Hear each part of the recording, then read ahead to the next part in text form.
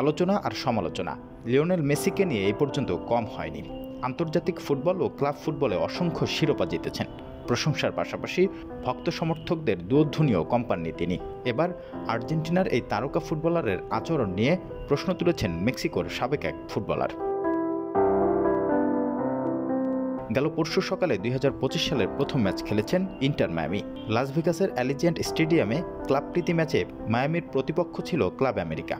মাঠে ভক্ত সমর্থকদের দুধ্বনির জবাবে গ্যালারির দিকে 3 আঙ্গুল দেখিয়েছিলেন লিওনেল মেসি, যা দিয়ে বোঝাতে চেয়েছেন আর্জেন্টিনার 3 শিরোপা। এরপর আঙুলের ইশারায় বুঝিয়েছেন কোনো বিশ্বকাপ জিততে পারেননি মেক্সিকো। মেসির এই ইঙ্গিতপূর্ণ ঘটনা সামাজিক মাধ্যমে মুহূর্তেই ভাইরাল হয়। আর্জেন্টাইন ফরওয়ার্ডের এমন আচরণ নিয়ে পক্ষে বিপক্ষে চলছে সমালোচনা। মেসির এই আচরণকে অশোভন মনে করেছেন মেক্সিকোর সাবেক ফুটবলার আদলফো বাউস্তিতা। ইনস্টাগ্রামে মেসির আর্জেন্টিনার জার্সি পরিহিত একটি ছবি পোস্ট করেছেন বাউস্তিতা। ক্যাপশনে লিখেছেন, আমি তোমাকে খেলোয়াড় হিসেবে পছন্দ করি, কিন্তু আমার দেশকে নিয়ে বাজে আচরণ করায় তোমার পেশাদারিত্ব নিয়ে প্রশ্ন ওঠে।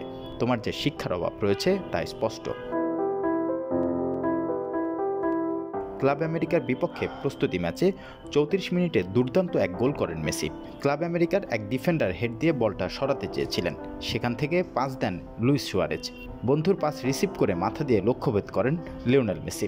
2005 থেকে 2025 টানা 21 বছর পেশাদার ফুটবলে গোলের কীর্তি করেন আর্জেন্টাইনি ফরওয়ার্ড। ক্লাব আমেরিকা ও ইন্টার মিয়ামির পরশুর ম্যাচ ড্র হয়েছে 2-2 গোলে। এরপর ট্রাইব্রেকারে 3-2 গোলে জয় পায় ইন্টার মিয়ামি।